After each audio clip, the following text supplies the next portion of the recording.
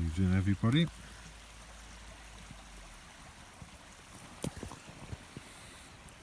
I'm just making this video in case I can't get that other one on, right? And as soon as I switch this on, I forgot what I was going to talk about.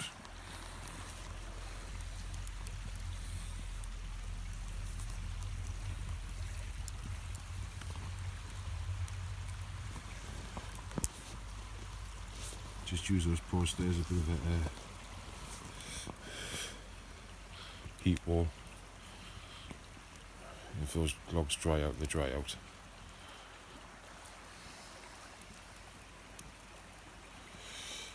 Without my hat on, just got me got a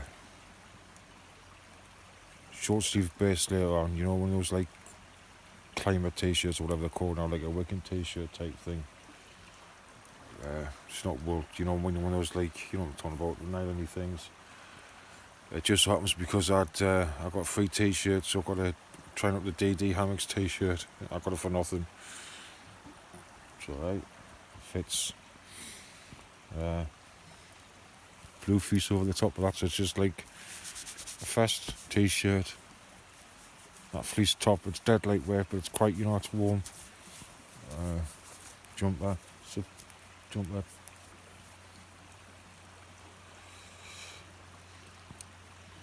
Got my lightweight Gore-Tex jackety type thing, liner. Always wear my fuel jacket, M65 jacket. Pair of cargo trousers. Just let me think. Yeah, I've still got my day socks on. Daily, yeah, I do my feet around about. Well, it all depends, either 2000 or 2200, it all depends, but I might be up late tonight, so I might do them in the next brew. Say, look. Got the old Georgian's phone at the same time, but see that there, look. Just hook that over there. That's not going anywhere. Quite a nice bit of cords in there now, look.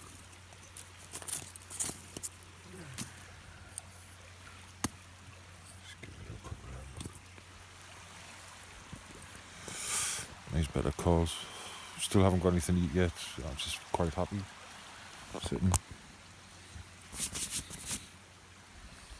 Got a coffee and whiskey on the go. Now you join that with a cigarette in your mouth. Must be that Continental tobacco. Eh?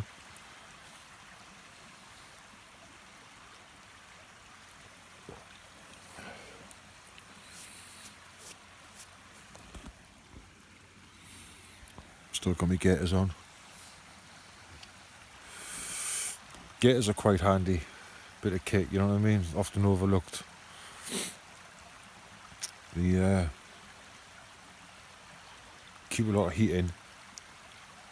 Obviously keep the bottom of your trousers dry and that, you know what I mean? Because your shins can get awfully, your lower legs can get awfully wet walking through long grass and that. And to stop ticks and all that getting up your trouser legs and unwanted guests. Especially if you go camping.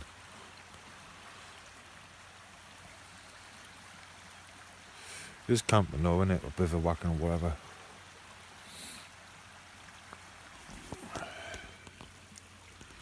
Do like a fire.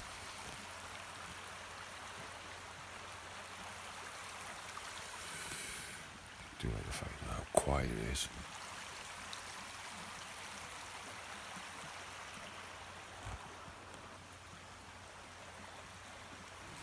Bash it all neat, look.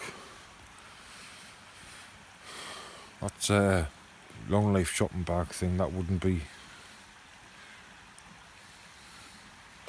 as full as it would be, you know what I mean? I generally carry a couple of them like that.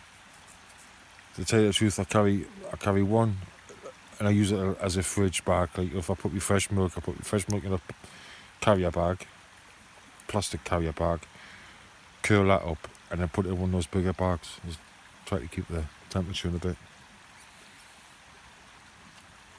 in a carrier bag. The polythene bag from the milk carton gets used as my gash bag or rubbish bag, whatever. And those long like shuffling bags are handy for like picking stuff up along the way. There's something else I've before I forget, right?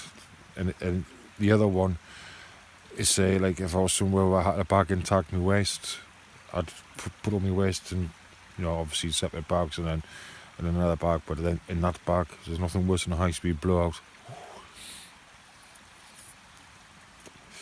Here's the thing that I'm going to suggest on bags. If you've got we'll make it easy, right? If you've got a 60 litre bag, right, it should only really be full about 40 litres or 50 litres. It shouldn't be jam-packed full to the brim. It shouldn't be.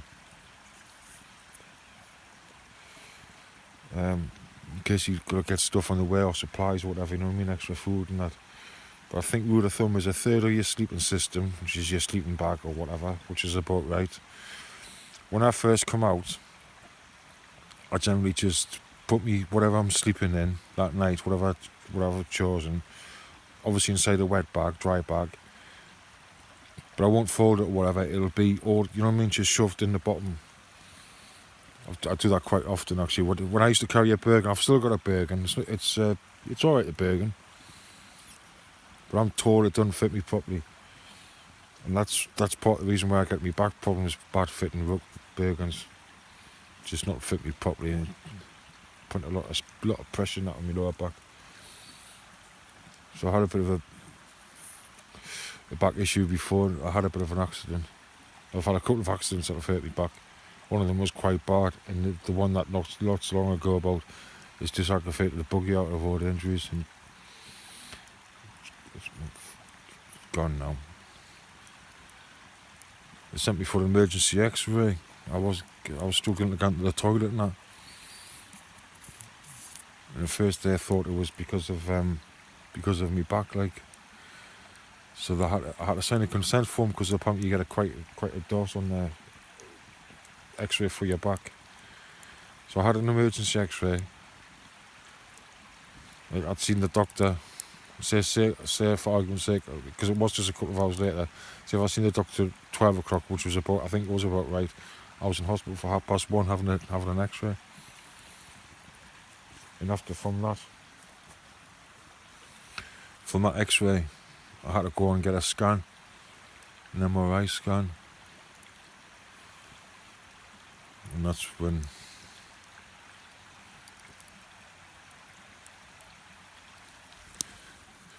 it gets me down like a bit, lose me, because the mobility, man, I can't get up and down, it just absolutely kills me, man.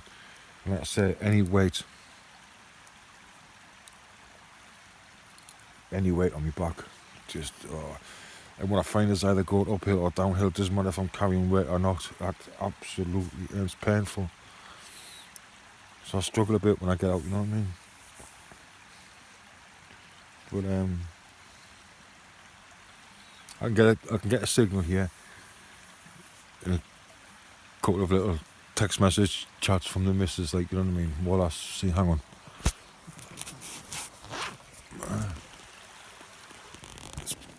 It's been a while since I've been able to do that. Just sit with me jumper. I've even had to take that off. Unzip it. What was I saying about? I got a text and she said, oh, my kit come. Some gas cartridges. Canisters rather. Because I was going to smooth it. What else did I get? There's something else come with it. I can't remember what it was now.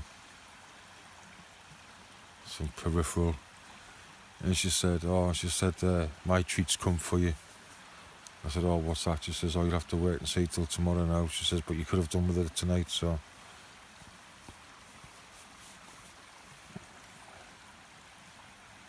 Don't know what she's got me.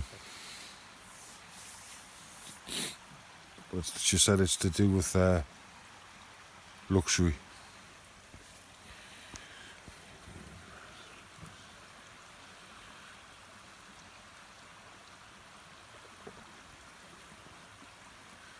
Well, weather permitting, we should have a good night tonight. See the way I've got those posts up there as a bit of a heat wall.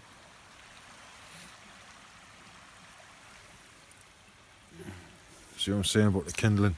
I mean, by its very design, isn't it? It's designed to go up quick.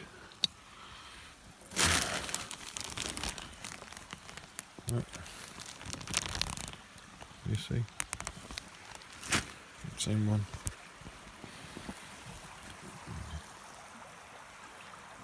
8 o'clock. So about, yeah, you could probably get about 4 or 5 hours burn out there if you were careful. See, that's not cheating. That. See, things like that make perfect sense to me. Now I know that this site's, I know now, the next time I come down, I know somebody else has been here, because, you know, you leave bits and pieces, don't you? Not leave, but you see if somebody's passed or whatever, right? But I could plot a shelter up here, fire kit, fire making stuff, a water gathering kit, bit of food, and you could just tap it out up here, and you'd be alright. I did it down there. I just didn't want to show you what I do, because I didn't think you'd be interested, but I do things like that. Like I say, I was hang on, I've misplaced something. It's not like me. Put that somewhere.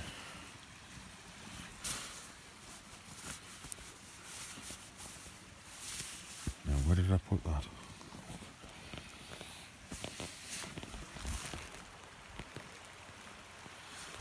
Just 1 second.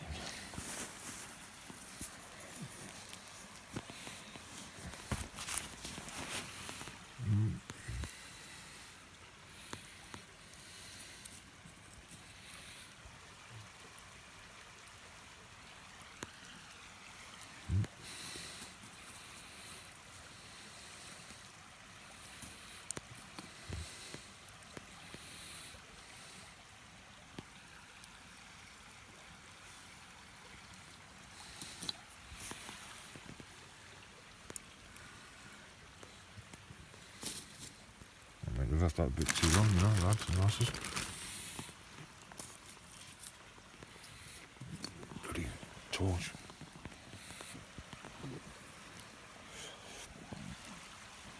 You lose your night fishing, don't you? Got what I was talking about now.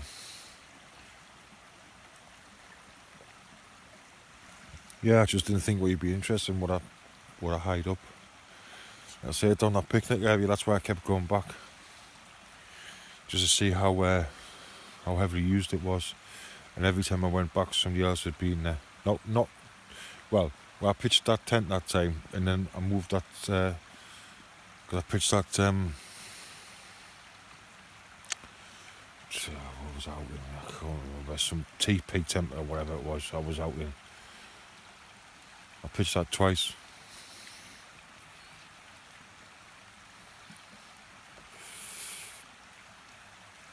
Pitched it once up between those gaps of those 2 trees, and because I wasn't right under the 2 trees, it was far too uneven, and it was a bit close to that. There was a little water supply right beside, right out the front of it. Well, not right, but you know what I mean, a couple of yards away.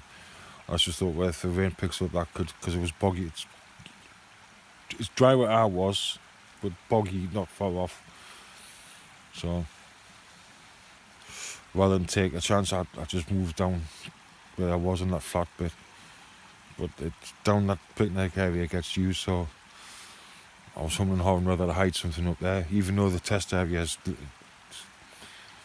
about a 15-minute, 20-minute walk from there or something. It looks close, but I'll show you. But to get there, it's a bit further, because this ground's, you got to remember, it's millions of years old. There's potholes, and you can think it looks dry, and you're walking along, and it's bone dry, and all of a sudden your ankles up to a bog.